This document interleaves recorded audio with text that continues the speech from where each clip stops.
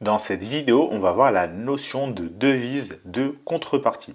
Alors, lorsque vous achetez du BTC EUR, cela revient à échanger vos euros contre du Bitcoin. Vous allez le voir, vous l'avez peut-être déjà vu sur vos plateformes d'échange, vous n'avez pas BTC, vous n'avez pas juste ETH, vous n'avez pas le nom de la crypto-monnaie. Non, ce que vous avez, c'est souvent une crypto-monnaie slash une devise ou une crypto-monnaie slash une crypto-monnaie. Et par exemple, il vous arrive de voir la paire BTC EUR. Alors on appelle ça une paire, pourquoi? Parce que vous avez deux crypto-monnaies, c'est donc une paire de crypto-monnaies.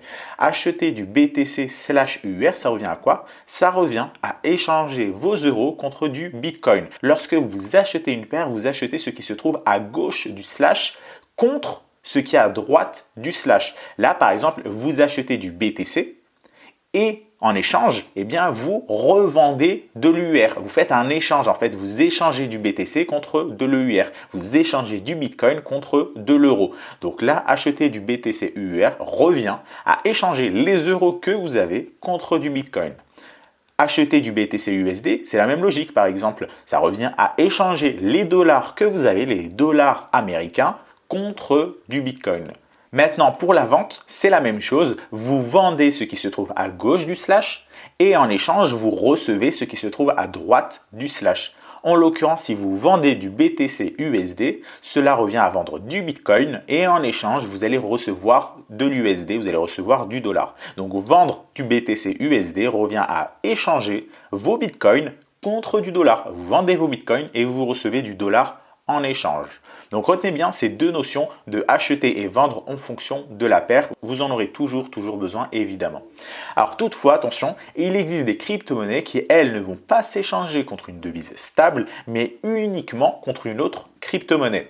La plupart d'entre elles, évidemment, vont s'échanger contre du Bitcoin, mais certaines peuvent aussi s'échanger contre d'autres cryptos. Je vous ai mis ici quelques exemples. ETH/BNB, donc Ethereum /Binance Coin, EOS/ETH, donc l'EOS contre l'Ethereum, etc., etc. Donc la plupart du temps, vous allez le voir, ça sera contre du Bitcoin, ETH/BTC, EOS/BTC. Mais certaines autres plateformes, comme par exemple Binance, vous proposent d'échanger contre d'autres crypto-monnaies, du Binance Coin, de l'Ethereum. Et ça, c'est assez pratique. Pourquoi? Parce que si par exemple, actuellement, vous obtenez un signal de vente sur une crypto-monnaie que vous avez dans votre portefeuille et au même moment, vous obtenez un signal d'achat sur une crypto-monnaie que vous n'avez pas dans votre portefeuille, eh bien, c'est assez pratique. Admettons que dans votre portefeuille, eh bien, vous avez du Binance Coin, mais que vous obtenez un signal d'achat sur l'Ethereum, ça peut être pratique d'acheter de l'ETH BNB. Vous achetez de l'Ethereum car vous avez un signal d'achat et en échange, vous revendez du Binance Coin car vous avez votre signal de vente dessus. Et donc, en faisant ça, eh bien, c'est bien pratique parce que normalement, vous devez aller revendre vos BNB, puis une fois que vous avez obtenu telle monnaie, vous devez avec racheter de l'Ethereum. Donc, ça vous fait deux transactions. Donc, vous gagnez du temps, mais vous gagnez également de l'argent car ça vous économise des frais. Ça, c'est ce qu'on va voir dans la vidéo concernant les frais. Mais plus vous allez faire de transactions et plus évidemment, vous allez payer des frais parce que les frais sont prélevés à chaque transaction. Donc, retenez bien ça concernant cette logique de paire. Donc, si par exemple vous avez ETH BNB et que vous voulez en acheter, cela revient à acheter de l'Ethereum contre vos Binance Coin. Par contre, si vous vendez de l'ETH BNB, c'est le contraire. Ça veut dire que vous vendez de l'Ethereum et en échange, vous recevrez du Binance Coin. Alors, cette crypto d'échange, celle qui se trouve à droite du slash, est appelée une devise de contrepartie. La crypto qui est à gauche est appelée devise de base et celle à droite, c'est la devise de contrepartie. Reprenons l'exemple sur la première ligne acheter du BTC EUR. Eh bien, dans la paire BTC EUR, le BTC c'est la devise de base et l'EUR c'est la devise de contrepartie. La devise de base, ou également on peut l'appeler la crypto de base. Alors le terme devise est utilisé sur le marché des devises, sur le marché du Forex. Ici on peut l'appliquer également en l'adaptant légèrement, la crypto de base, la crypto de contrepartie. Donc lorsque vous achetez du BTC EUR, ce que vous achetez c'est du Bitcoin, donc c'est la crypto de base. Et en échange, donc en contrepartie, ce que vous donnez, ce que vous vendez, c'est de l'EUR. Donc c'est pourquoi c'est appelé une crypto ou une devise de contrepartie. Donc retenez bien également ce terme de devise contrepartie car vous allez souvent être amené à le rencontrer. Alors évidemment, il faut en posséder de cette devise de contrepartie pour pouvoir trader les paires contre cette devise. Par exemple, si vous voulez acheter du BTC EUR, vous ne pouvez acheter du BTC seulement si vous avez la devise de contrepartie, seulement si vous avez de l'euro. Parce que souvenez-vous, acheter du BTC EUR revient à échanger vos euros contre du Bitcoin. Mais si vous n'avez pas d'euros, évidemment, vous ne pouvez pas faire l'échange, donc vous ne pouvez pas acheter du BTC/EUR. Donc il faut absolument posséder cette devise de contrepartie pour pouvoir trader cette devise-là. Alors un exemple maintenant, acheter de l'ETH/BTC revient donc à échanger vos bitcoins contre de l'Ether. Cela signifie que pour acheter de l'ETH/BTC, vous devez posséder du bitcoin. Si vous n'avez pas de bitcoin dans votre portefeuille et vous avez uniquement de l'euro, eh bien vous devez aller sur BTC/EUR, échanger vos euros contre du bitcoin, puis une fois que vous avez du bitcoin, vous pouvez acheter de l'ETH/BTC. Alors je vous rassure, il y a beaucoup de crypto-monnaies que vous allez pouvoir acheter avec des monnaies fiduciaires, l'euro, le dollar canadien, le franc suisse, etc. Vous en avez quand même beaucoup de ces monnaies-là. Par contre, si vous voulez acheter des crypto-monnaies beaucoup moins connues, les crypto-monnaies beaucoup moins liquides, par exemple dans le top 200, top 300, eh bien certaines d'entre elles ne pourront être achetées que contre du Bitcoin.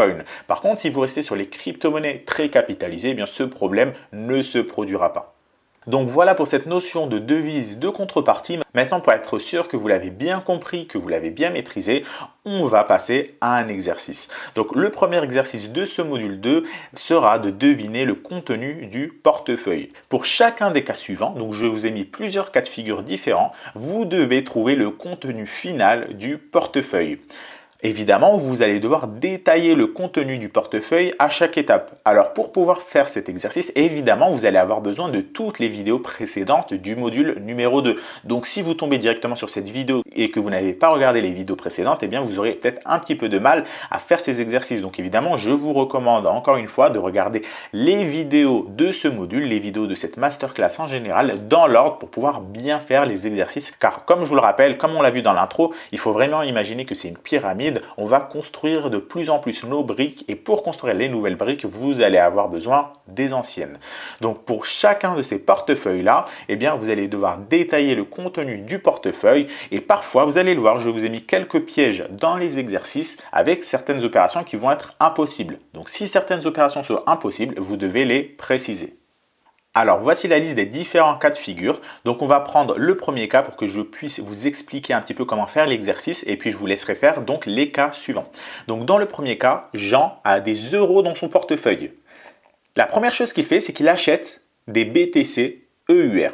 Donc déjà, il faut que vous vous demandiez, est-ce qu'il peut acheter des BTC EUR? S'il ne peut pas, c'est que c'est une opération impossible et donc hop, l'exercice est fini. Vous précisez que l'opération est impossible et donc Jean ne peut rien faire. Si par contre, il peut acheter des BTC EUR, eh bien dans ce cas-là, vous passez à l'étape numéro 2. Quand je dis acheter des BTC EUR, il faut imaginer ici, pour que l'exemple fonctionne, qu'il achète complètement des BTC EUR. C'est-à-dire que par exemple, il échange complètement ses euros, qu'il n'échange pas par exemple 10% de ses euros, 20% non, qu'il échange totalement ses euros. Parce que vous allez le voir, cette notion de 100% d'échange, vous allez en avoir besoin dans certains numéros. D'accord? Donc ça, c'est vraiment important. Si par exemple, je vous dis qu'il achète quelque chose, eh bien, vous imaginez qu'il achète avec le maximum de son argent. Lorsque je vous dis qu'il vend quelque chose, qu'il vend une crypto-monnaie, vous imaginez qu'il vend toutes ses crypto-monnaies. D'accord? Il ne vend pas qu'une partie. Il vend toutes les crypto-monnaies qu'il a. Donc, par exemple, s'il vend du Bitcoin, il vend tous ses Bitcoins. Donc, vraiment, ça, c'est quelque chose d'important pour pouvoir bien faire cet exercice. Donc, première étape, il achète BTC EUR. Deuxième, il vend BTC USD. Puis, il achète ETH USD. Enfin, il short ETH USD. Question finale, que contient le portefeuille de Jean une fois qu'on arrive à l'étape numéro 4, une fois qu'il a tout fini, que contient son portefeuille? Donc j'ai envie que vous me détailliez tout ce qu'il contient. Est-ce qu'il contient telle crypto-monnaie ou telle crypto-monnaie ou bien telle devise, tel euro, tel dollar ou telle autre monnaie? Donc j'ai vraiment envie déjà que vous puissiez voir si vraiment toutes les opérations sont possibles et enfin que vous me détaillez le contenu de son portefeuille. Alors pourquoi j'insiste sur le fait de vraiment détailler et vraiment sur l'importance de cet exercice? Eh bien parce que vous allez voir lorsque vous allez trader les crypto-monnaies, vous allez probablement recevoir, vous allez être amené à recevoir des notifications de la part des exchanges qui vont par exemple vous dire que ce trade n'a pas pu avoir lieu, ce trade est impossible à faire. Donc il faut comprendre la raison de ce trade. Peut-être que ce trade vous n'avez pas pu le faire parce que vous n'avez pas eu telle crypto-monnaie ou pour X ou Y raison. Et donc à travers cet exercice, vous allez voir les différents cas de figure possibles. Alors évidemment, vous allez remarquer que dans cet exercice, il n'y a pas la notion de longue. Et c'est bien normal parce que comme je vous l'ai dit, la notion de longue, elle est plus réservée pour les traders qui ont déjà pas mal d'expérience. Et donc ça, vous allez plus la maîtriser une fois que vous aurez fini le module 5 et que vous allez gagner en expérience. Mais ce n'est pas un problème parce que la notion de longue, vous pouvez y pallier en achetant des crypto-monnaies. En fait, la notion de longue, ce qu'elle apporte en plus, c'est uniquement de vous rajouter du levier, de parier plus que ce que vous avez dans votre portefeuille. Mais dans un premier temps, je ne vous recommande évidemment pas d'utiliser du levier et donc uniquement les ordres d'achat vont vous suffire. Par contre, vous allez voir la notion d'ordre de short. Et l'ordre de short, par contre, pour le coup, elle est pratique parce qu'elle vous permet de parier sur la baisse. L'ordre de vente n'est pas suffisante parce que si vous voulez vendre, vous devez vendre les crypto-monnaies que vous avez. Mais si vous n'avez pas de crypto-monnaie, eh bien vous n'allez pas pouvoir parier sur la baisse. Donc par contre, l'ordre de short est important et c'est pourquoi certains exemples possèdent l'ordre de short, comme par exemple l'exemple avec le portefeuille de Jean. Donc voilà, je vous laisse quelques minutes pour mettre cette vidéo en pause et être sûr de bien maîtriser ces différentes notions. Alors si vous faites des erreurs, c'est pas grave. Si par exemple vous n'aviez pas compris vraiment le premier exercice avec la correction du numéro 1 et que finalement avec l'exemple numéro 1 et l'exemple numéro 2, vous comprenez mieux l'exercice, eh bien n'hésitez pas à remettre la vidéo en pause lors de la correction pour essayer d'ajuster les 4 exemples suivants pour pouvoir les corriger et essayer lorsque vous arrivez vers la fin, l'exemple numéro 5, l'exemple numéro 6, que vous n'ayez absolument plus d'erreurs dans ces exercices. Si vous continuez à faire des erreurs, ce n'est pas grave. Je peux comprendre que ces notions sont assez compliquées dans ces cas-là. Ce que je vous recommande, c'est tout simplement de revisionner les vidéos de ce module. Donc recommencer le module 2 depuis le début. Il faut vraiment prendre votre temps, il ne faut pas être pressé parce que si vous vous pressez, vous allez forcément commettre des erreurs par la suite. Donc vraiment, si cet exercice, vous n'avez pas réussi à le faire, eh bien regardez à nouveau les vidéos, prenez votre temps jusqu'à ce que vous soyez sûr de bien faire ces exercices. Ne passez pas à la suite du module parce que si vous avez du mal à faire cet exercice, ça va être beaucoup plus compliqué pour pouvoir suivre la suite. Alors évidemment, cet exercice n'est pas compliqué, il est assez simple à faire. Par contre, je vous recommande vraiment de bien le comprendre, de bien le maîtriser avant de passer à la suite. Donc voilà, je vous laisse tout de suite quelques minutes pour mettre cette vidéo en pause et donc je vous retrouve dans quelques instants pour passer à la correction.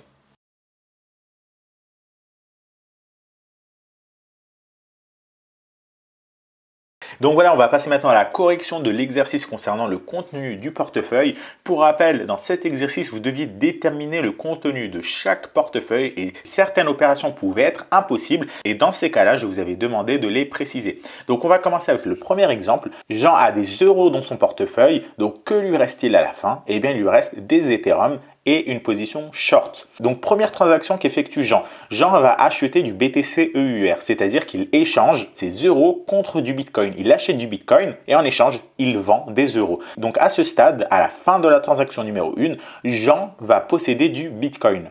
Deuxième étape, il vend BTC USD. Ça veut dire qu'il vend du Bitcoin et en échange, il reçoit du dollar.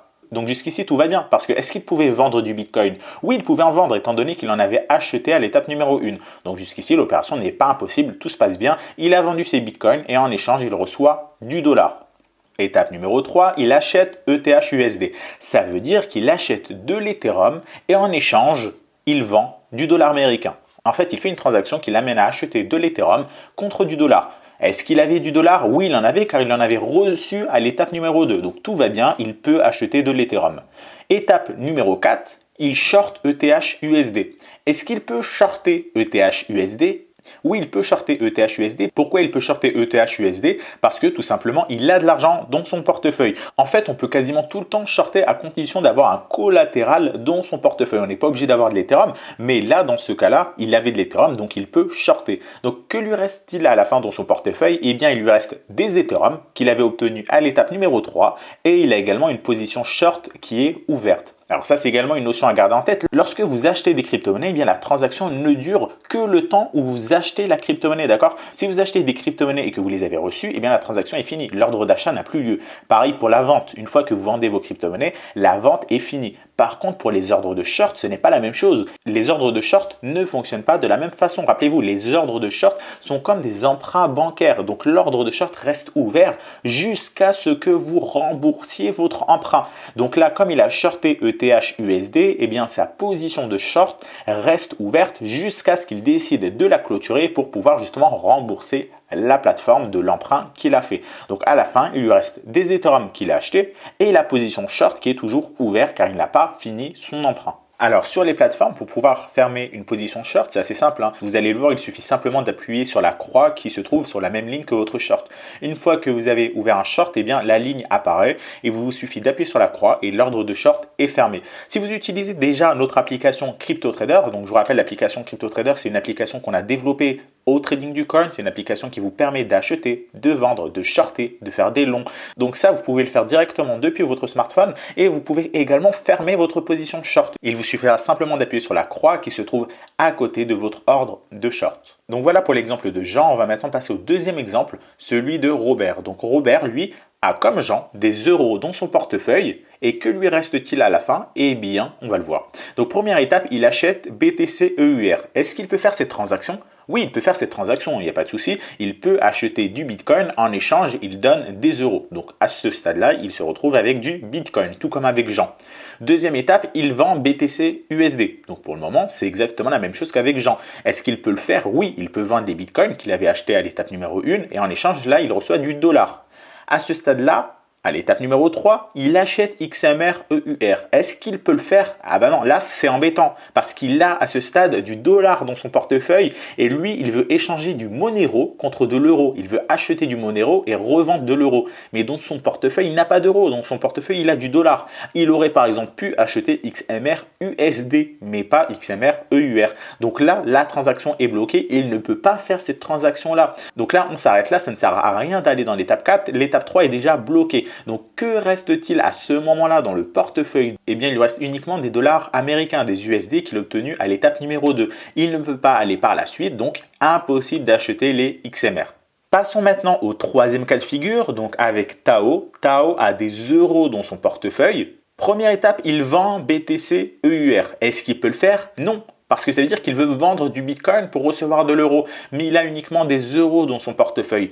Il ne peut pas le faire, donc là il est bloqué. Impossible de vendre les BTC. Que reste-t-il dans le portefeuille de Tao? Eh bien il reste ce qu'il avait au début, c'est-à-dire des euros. Donc voilà, cas de figure numéro 3, très simple, il est bloqué dès le début.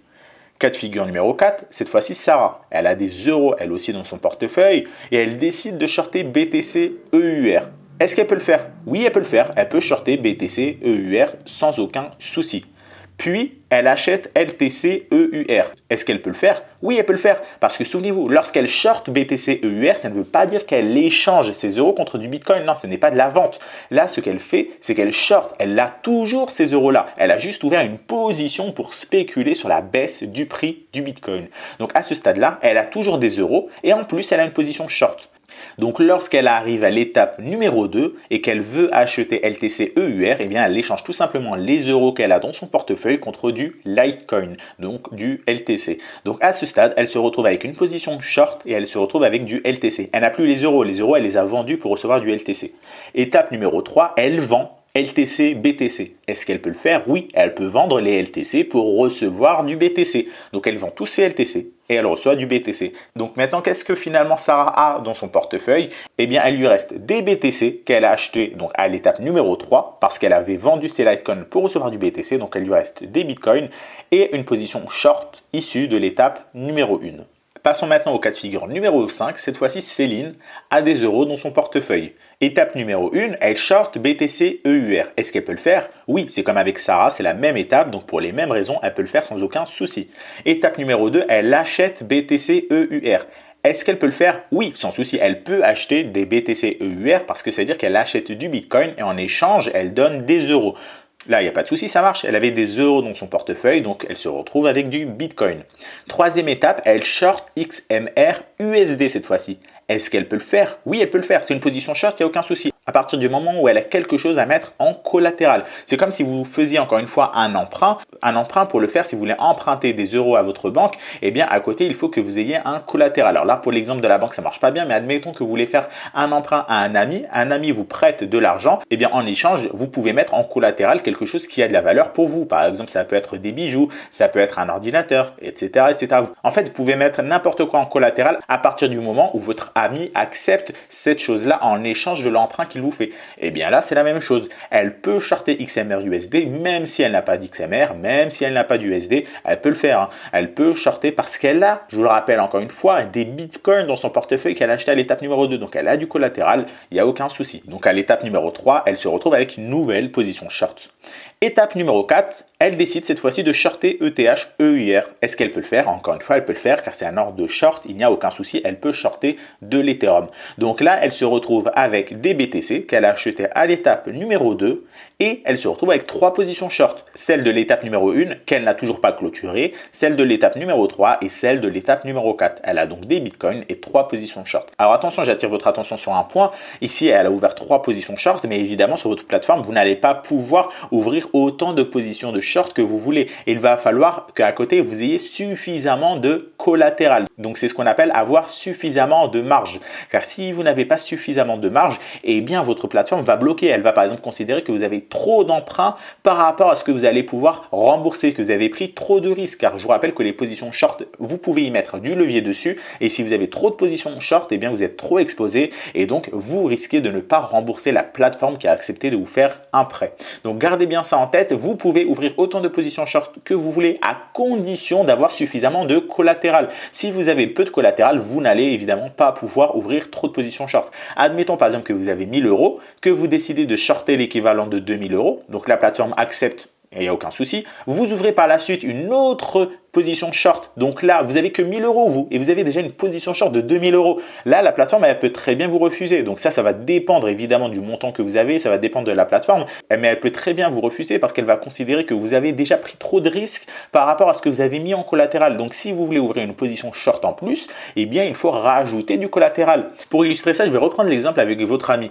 Admettons que votre ami décide de vous prêter 1000 euros. En échange, eh bien, vous lui prêtez votre ordinateur. Il accepte. Mais par la suite, vous n'allez pas pouvoir repartir voir votre ami et lui dire « Bon, bah, tu as mon ordinateur, donc j'ai envie que tu me reprêtes 1000 euros de plus. » Eh bien non, là, ça va faire un déséquilibre parce que vous auriez 2000 euros que vous avez emprunté à votre ami alors que lui, il a peut-être qu'un ordinateur qui vaut 1000 euros. Donc là, il y a un déséquilibre et si vous n'arrivez pas à rembourser votre ami, donc votre ami vous aura prêté 2000 euros, vous n'avez pas pu lui rembourser et lui, donc, il va vendre votre ordinateur pour essayer de rentabiliser ça. Mais comme votre ordinateur vaut 1000 euros, eh bien, il va être perdant dans l'histoire. Alors évidemment, ça va dépendre de votre ami. Peut-être qu'il acceptera, peut-être qu'il n'acceptera pas. C'est exactement le cas pour les plateformes. Chaque plateforme ne met pas la jauge au même niveau. Et donc peut-être que votre plateforme acceptera, peut-être qu'elle n'acceptera pas en fonction justement de votre plateforme. Mais évidemment, on n'en arrivait pas jusque-là, on n'arrivait pas jusqu'à être dans la situation extrême.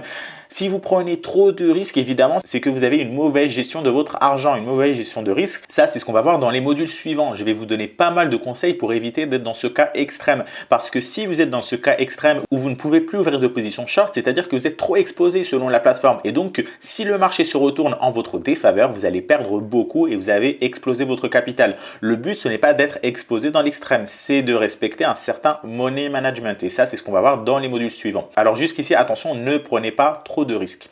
Donc passons maintenant au dernier cas de figure qui concerne celui de Monique. Elle a elle aussi des euros dans son portefeuille. Première étape, elle short des BTC EUR. Donc jusqu'ici, ça marche, il n'y a aucun souci. Tout comme avec Sarah et Céline, c'est la même première transaction. Ça ne pose pas de problème. Deuxième étape, elle achète ETH USD. Est-ce qu'elle peut le faire? Eh bien non, elle ne peut pas acheter ETH USD parce qu'elle n'a pas de dollars dans son portefeuille. Elle a uniquement des euros. Et rappelez-vous, acheter des ETH USD revient à acheter de l'Ethereum en échange de dollars. Comme elle n'a pas de dollars, elle ne peut pas recevoir ses Ethereum.